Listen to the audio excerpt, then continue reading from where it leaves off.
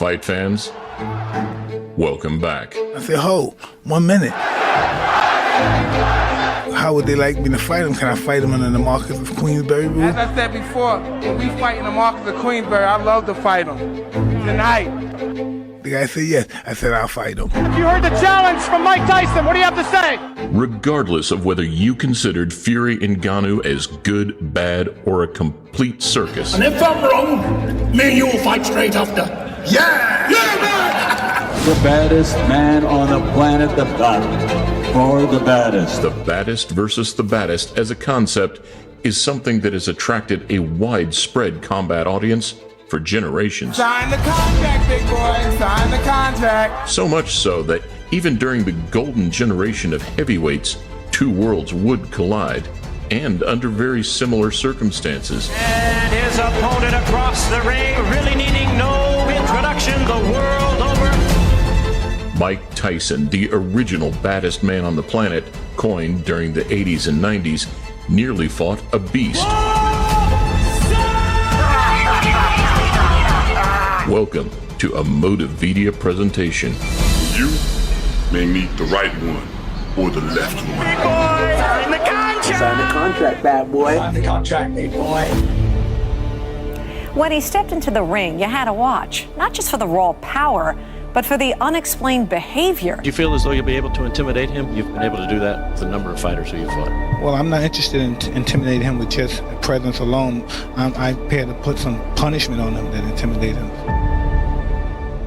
It was a feud dating back 2 decades ago, and whilst it almost reignited in 2020... But somebody said, would you fight this guy for like 40 million or 30 million bucks? It was instead Roy Jones Jr. that would end up facing Tyson in their nostalgic exhibition bout. So it was Bob Sapp was the first one that was brought up. Yeah, and so from him to somebody else, and another guy, then MMA, then this guy, and next thing you know, it came down to Roy. I've allowed Mike Tyson to kind of say that he was going to fight me because he was. But when he says he has no idea what happened, he does know what happened, and his family knows what happened, and his manager knows what happened, and everybody knows what happened. Back in August of 2003, chaos ensued in Las Vegas following Bob Sapp's K1 Road to Redemption victory against UFC superstar Kimo Leopoldo. He's just raw, and it's not even really a good raw. He's just kind of like a storm, kind of like a chaotic storm. A controversial fight in itself, but all quickly forgotten as boxing's baddest man appeared through the ropes. You could see it in Tyson's face when he's staring him down. There's this crazy, he's following him everywhere he goes, like a predator, dude. After an aura-destroying loss to Crow Cop 5 months prior, Sapp needed to prove he was still feared and still fearless. As I did not get knocked out and I just went down very slowly, that was because once I saw that my vision was impaired, I decided to discontinue the fight. And what better way of doing so than to confront combat sport's most dangerous ticking time bomb? Barely flinching as Sapp's glove touched his cheek, it's probably the most calm and classy Mike Tyson retaliation you'll see. I'm fighting tonight, the Marcus of Queensberry. And that's real. With the Marcus of Queensberry, I'm fighting tonight. Listen up here. Hey. They may call you Kid Dynamite. You mess with me, I'll put your fuse out. As, with a wry smile and that famous quote, a verbal agreement set the boxing world alight. Sign the contract, big boy. Sign the contract.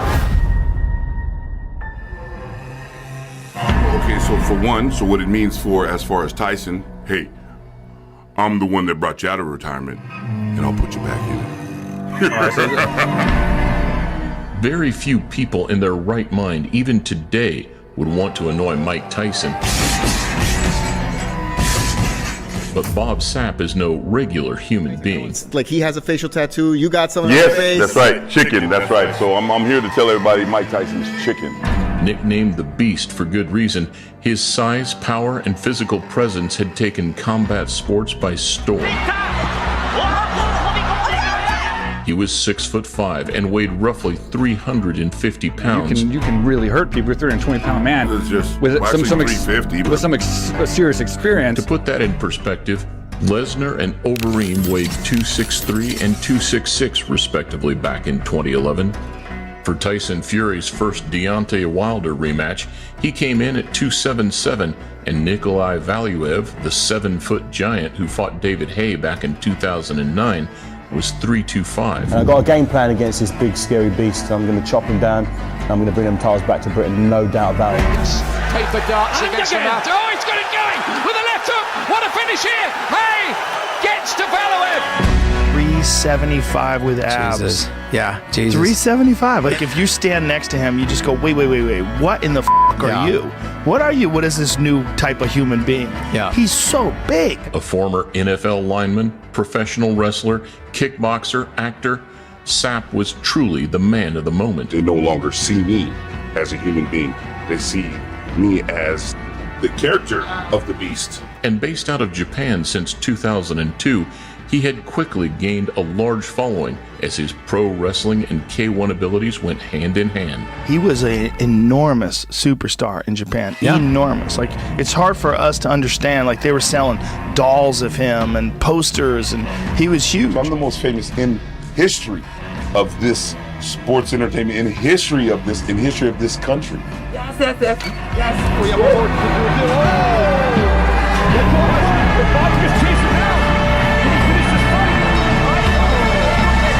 I hit him with my weakest punch, but it was okay for today. Arigatou gozaimasu. The final match of K1 Grand Prix. In recent years, K1, the world's most prestigious kickboxing promotion, had shifted their focus towards big, muscular men, seemingly prioritizing size over skill. I'm on a mission to get it. Gonna question you with us, you whiz or you wizard. I'm in a pushing the limits. Better finish. With very limited success, one of Tyson's former opponents, Francois Botha, had even made an appearance. Let me say hello to President Nelson Mandela. I love you. Mike Tyson sends his best regards. Mandela, we will be there. And you're going to see it right there in South Africa when Tyson takes on Francois Botha, the white buffalo. I mean, that is a mark of a shot fighter when you can't get off punches. That's beautiful. Down goes Botha. And it's over. It's over. Mike Tyson has looked. I did it again. So whilst kickboxing was never truly on his agenda, Mike's well-documented money troubles, an enormous following, and some experience in the WWE 5 years prior made him the perfect target for combat sports' latest drama show. I would have loved to see a guy like Mike Tyson in his prime if there was a guy like Rico or some kickboxer who could potentially f him up on the way in. He has no chance. Absolutely no chance. Then what would motivate people to want to watch this fight if you're saying he's got no chance of beating you? Because I'm fighting. Just to watch you, the attraction. Yeah, exactly. Just to watch Mike Tyson. Talks had been simmering for a year or so regarding a Tyson-Sapp collision, so it would all tee up nicely for Iron Mike to be present when K1 next arrived in Vegas. About Mike Tyson, what is it that you want? I want him. K1 rules, boxing rules, or MMA. I'm looking for you, Mike.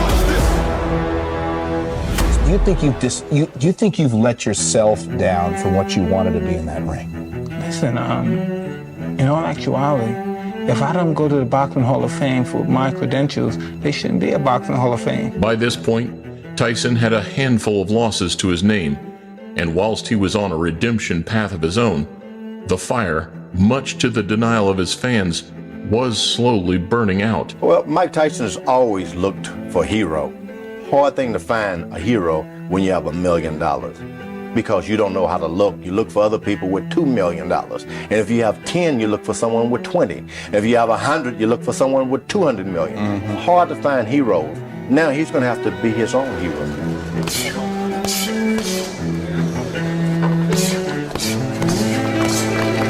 Now to present the battle for heavyweight supremacy. The golden era heavyweights were finally starting to bow out. Holyfield's days as an elite fighter were numbered, as he fell into a 3-fight losing streak. He's like an old Rolls Royce in a used car lot full of Chevys and Fords. Bo had been retired for 6 years after struggling with Gulata for the second time. By a left of hand and big right too. Bo's in trouble here. Staggered backwards. Even the Klitschko regime looked a little shaky, with Vladimir being knocked out by Sanders 3 months prior, and Vitali being stopped by Lewis in the 6th, the week following the Tyson-Sapp confrontation. They've stopped the fight and they're going to declare Lewis the winner. They think it was caused by a punch. The crowd are in uproar. So, anyway, the referee's lucky he stopped the fight anyway. Look at the state of his face. But this bodyguard, you don't touch Mike Tyson and don't think he's going to touch you back. A year prior, Tyson had suffered the same fate in the highest-grossing pay-per-view event of all time, a night which would ultimately reveal just how much of a step he'd lost. You're taking on the most volatile event ever. You have Mike Tyson, and Mike Tyson is capable of doing anything. I want to put my hand through his head and his brain. I want him to see, I want his brain to come in contact with my fist. A shell of his former self, reduced to a one-dimensional headhunter. Lewis following the Holyfield blueprint, pushing Tyson back, leaning on Tyson. The Brooklynite was comprehensively outboxed, worn down, and then knocked out. Any longer this fight going, this man is dangerous. You better get him out of here. Big right hand from Lewis, and Tyson goes down. Lennox Lewis cements his legacy as one of the best heavyweight champions of this era. I would say Mike Tyson matured at 19. He was nothing was standing in his way at that time. He ruled the planet at that time, and I came along and just ruled. I'm ruling now. Real fighters really never retire. You know, we hang out to the last moment. At least I do. You get as much as you can out of your body. Had Bob Sapp picked the perfect time? Whilst Tyson and his declining skill set looked like an easy pick, a one-round demolition of Clifford Etienne in his comeback was a harrowing reminder. Mike Tyson, 225 3/4. Tyson looking to end this on one punch, Steve. So is Etienne, but he doesn't have that one punch. The way Mike Tyson fights, that suits Mike Tyson down to the ground. He's 38 years old now, so to stand there in front of Mike Tyson and have a tape with him, that's the best thing for Mike Tyson. So what if he did? What if Bob Sapp had in fact signed the contract to make one of the most controversial fights of the century? Yet, as we'll see over the next hour, Mike Tyson fights on, doggedly searching for the light of redemption, while haunted by the dark alleys of a past no child ever deserved. Just like Fury versus Ngannou, critics would have loomed large. It's a little bit of a good thing for a couple of reasons, and a lot of a bad thing for maybe even more. But you see this smile on my face. I'm watching this shit. I don't care what anyone says. But the power and aggression of Tyson, paired with the size of Sapp, would have presented an even more bizarre, dangerous, and intriguing blend. If you look at any of these boxers, what do I say? I think they should get down and dirty and say, you know what? Gloves are coming off. I'm older. I'm ready to go. I'm going to get down and dirty. I'm going to do it for real. Let's go. Boom. Bare knuckle it. I'm looking forward to fighting. I don't know what else to tell you. Sure, you know, I know how to fight. I just gotta go in there and fight. And the clash of characters at face-offs and press conferences would have been a spectacle in itself. I heard him say to Shelley Finkel, then his manager, well, we sold more tickets, didn't we? That's how he thinks. On paper, a 37-year-old Tyson would have been 6 years older, 7 inches shorter, 100 pounds lighter, and giving up 7 inches of reach. Can you show me why not being as tall as the other guy can be an advantage? If you believe that the guy, everyone always say this guy has an advantage, a 7-inch reach advantage, 4-inch height advantage. No one ever says he had a 4-inch height disadvantage. Safe. Whilst none were quite as heavy as the Beast, a younger, fresher version of Mike used to enjoy systematically breaking down taller fighters. Mike Tyson is the only heavyweight out there who says, I can lick any man in the house, and is willing to back it up. Finding openings with his peekaboo style and vicious combination punching. Who in this world has any chance against this man? The likes of Scaff, Savarese, Tucker, and Green were all roughly the same height as Sapp. Big left hook. This one is over. Let's talk for just a moment about Mike Tyson. He's a guy, and everyone has said this, including yourself, the only person who's going to beat Mike Tyson is Mike Tyson. Come one, come all, because nobody can get close to me. They're not even close. I'm the best fighter in the world. Behind him, this crowd rose as one and gave him a massive ovation. The Tyson phenomenon is still alive. At the other end of the scale, in Pride 21, one of Bob's first MMA contests was against a man almost half his size. Kiyoshi Tamura was 5'11" and 190 pounds. So whilst Mike was substantially more well-built, the size difference here helps us imagine a Sapp-Tyson stare-down. God bless. Thank you. A big target. Will he try to make Tyson fight dirty? On this occasion, despite catching the giant on the way in, Tamura was overwhelmed and blasted away in just 11 seconds. The fight over the head. And while Sapp would have been crazy to rush Mike in the same reckless fashion, realistically, it was probably his only hope. Man, that punch, I don't think that punch never going nowhere. Mike is Mike. All Mike got to do is land is one. All he got to do is land one. We've seen plenty of times, especially recently, that MMA stamina doesn't translate to boxing stamina. There's no doubt that Conor's got an excellent chin. I have a feeling that a lot of this is down to fatigue.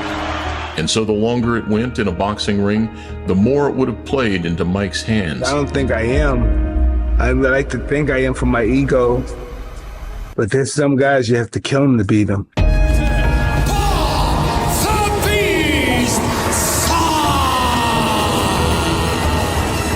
Sapp would have 1 or 2 rounds at best to try and overwhelm the smaller man. And whilst his lack of technique might have made him a slightly trickier customer, he would be considerably more stationary than almost all of Mike's opponents, meaning openings would be plentiful. There's no let up in him. He's just unloading everything, all body right now. And as usual, with bad intentions. That said, Mike would need to land first against a bull-rushing 350-pound Sapp. Every second spent in the clinch or absorbing any kind of onslaught would have taken its toll.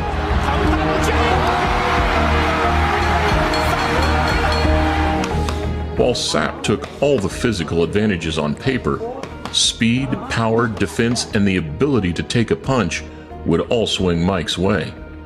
And even at this stage of his career, it would be hard to see anything other than a devastating Mike Tyson knockout. It's like a kick from a horse, and the first one he throws is a left hook that is going to be stopped. It's all over. We wondered if he was just talking a good fight. We feared that he'd fall apart, but he's rammed the words back down everybody's throat and measured up to everything he said he would do in this fight. The coming years would see a drastic decline for both men, with the fear factor slowly wearing off. Am I the hunter or the prey?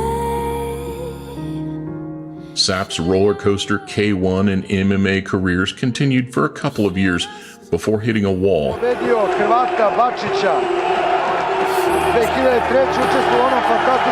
From there, he fell into a spiral of embarrassing defeats and media humiliation. There are people who think you are throwing these fights, that you're coming in to collect a paycheck, you're falling to the mat, you're pretending to be hurt.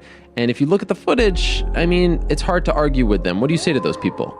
Mike would also slump to defeats against Danny Williams and then Kevin McBride in 2005. I don't think I have it anymore because I got the ability to stay in shape, but I don't got the fighting guts, I don't think, anymore. 2 painful nights for Tyson fans, and 2 nights that reminded Sapp that he probably should have signed the contract after all. He left Kevin Rooney, he left me, he left Steve Lott, and went over to a man named Don King who got his tentacles into him. And from that point on, he deteriorated noticeably. Arts, which is your artistic and entertainment talent. Open it up and look at the views.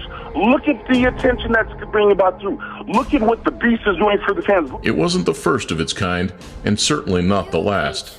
And the Saudi extravagance of Fury Ngannou shows us that the desire and the demand for this kind of fantasy matchup is still alive and well. Mike, fight me, I will rip your heart out and tear it to shreds.